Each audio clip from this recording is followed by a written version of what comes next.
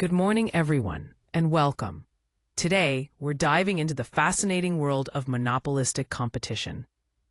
We'll explore how firms decide on their prices and output levels, and examine the significant influence that advertising and branding have in this market structure.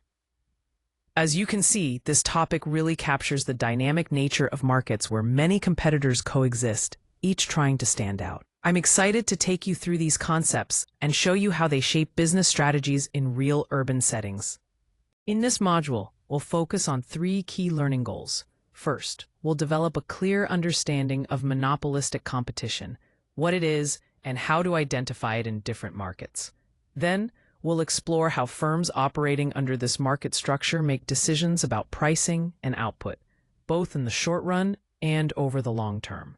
Finally, we'll examine why advertising expenses tend to be high in these markets and why brand names hold significant value for companies.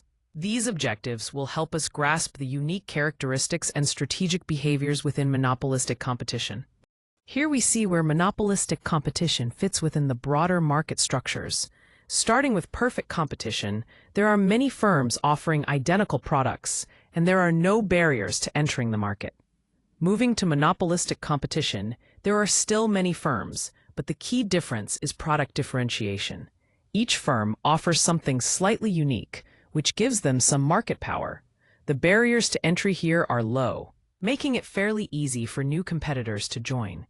In contrast, an oligopoly consists of only a few firms, which may offer either homogeneous or differentiated products, but the barriers to entry are high, limiting competition.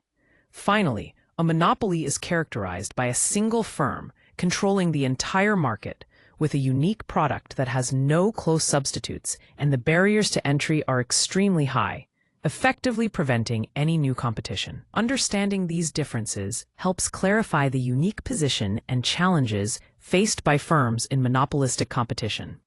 Let's look at some key characteristics of this market. First, there are many sellers involved, which means no single company holds all the power.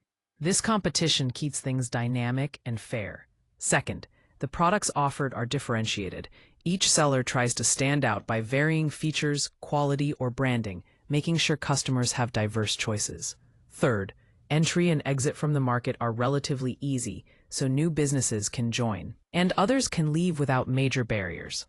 Finally, firms compete on more than just price. They focus on quality, service, location, and marketing strategies to attract and retain customers, which we refer to as non-price competition. This combination of factors creates a vibrant and competitive marketplace. Here we explore how different businesses and services, although offering similar core products, distinguish themselves in unique ways. Take restaurants, for example. While many serve comparable dishes, what sets them apart is their cuisine style, the atmosphere they create, and the quality of service they provide. Similarly, hair salons might offer the same basic services, but they compete through pricing, the expertise of their stylists, and the overall ambiance of the salon. Clothing stores sell similar types of apparel, yet each brand appeals to different customers by emphasizing distinct styles, quality levels, and target markets. Coffee shops also share similar drink menus, but they differentiate themselves through their location, unique flavor options, and the customer experience they deliver. Finally, mobile apps often provide alike functions, but stand out by focusing on design, special features, and user interface. This helps us understand that even when products or services seem similar at first glance, the way they're presented and experienced creates unique value. Here we focus on how product differentiation plays a key role in creating demand. When a firm differentiates its products, it gains some control over pricing because customers see these products as unique rather than direct substitutes. This uniqueness means the demand curve slopes downward, giving the firm more flexibility to set prices. Factors such as brand loyalty, distinct taste, convenient location, and perceived quality all contribute to this differentiation. As you can see in the image of these vintage food and beverage containers, packaging and branding have long been important in setting products apart and influencing consumer choices. This differentiation ultimately helps firms stand out and maintain customer demand. Here we see the cost and revenue curves for a monopolistically competitive firm in the short run. The horizontal axis represents the quantity of output produced, while the vertical axis shows both price and cost levels.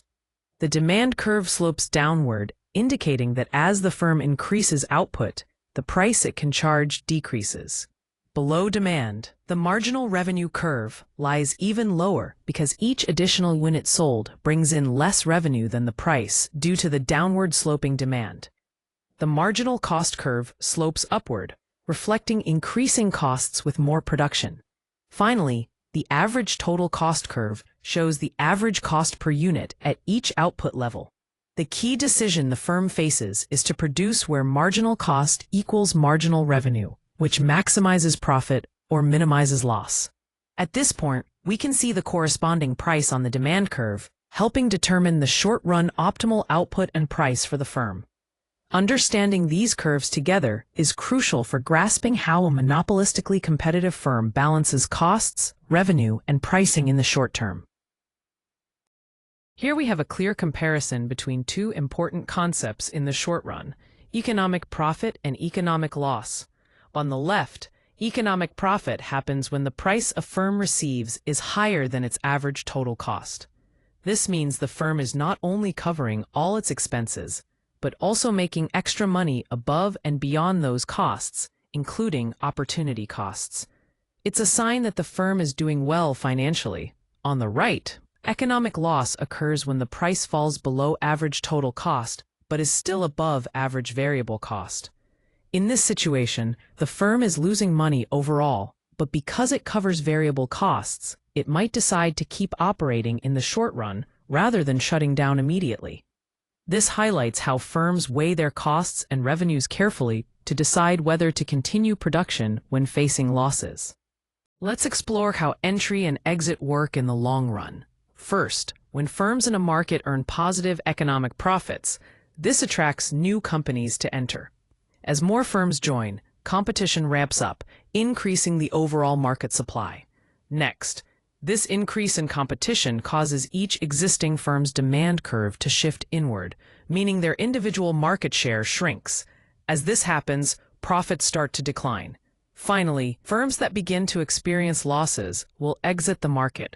This exit process continues until the remaining firms earn just normal profits over the long term. This cycle ensures the market remains balanced, with neither excessive profits nor sustained losses. The image here of a lively fruit market illustrates this ongoing competition and turnover among sellers. Here we see the long-run equilibrium situation in monopolistic competition. On the graph, the horizontal line represents the price level, which remains constant at 9 across different output levels. The curved line shows the average total cost. Notice how it initially decreases as output increases, reaching its lowest point at output levels 5 and 6, where the average total cost is equal to the price. This is critical because it indicates that the firm is covering all its costs and earning zero economic profit. Beyond this point, the average total cost starts rising again, which means producing more will be less efficient. The key takeaway here is that in the long run, firms in monopolistic competition produce at an output where price equals average total cost, resulting in a normal profit, but no economic profit. This balance reflects the presence of many competitors and product differentiation that prevent firms from making excess profits over time. Advertising costs are high because firms in monopolistic competition invest heavily in creating perceived differences between their products. This strategic business investment is crucial for building strong customer awareness. By doing so, they reduce how sensitive consumers are to price changes, which helps maintain demand even when competitors are offering similar products. Essentially, advertising acts as a way to differentiate and protect their market share. As you can see in the image, the variety and prominence of ads in a place like Times Square exemplify how much effort companies put into standing out and capturing consumer attention. When we talk about why brand names matter, one of the key reasons is that they help companies signal the quality of their products. A strong brand name acts as a promise to customers, giving them confidence in what they're buying. This trust is crucial because it reduces uncertainty. Customers know what to expect each time they see that brand. This trust not only encourages people to make repeat purchases, but also fosters loyalty over time. When a product is easy to identify and consistently meets expectations, customers feel more comfortable coming back again and again. In essence, brand names do a lot of the heavy lifting by creating a reliable connection between a company and its consumers, which is vital for long-term success. Economic profit tends to be driven to zero because the entry of new firms increases competition. Finally, advertising and branding serve as crucial competitive tools that firms use to differentiate themselves and maintain their market position in such a competitive environment. These points give us a clear understanding of how firms operate and compete in monopolistic competition.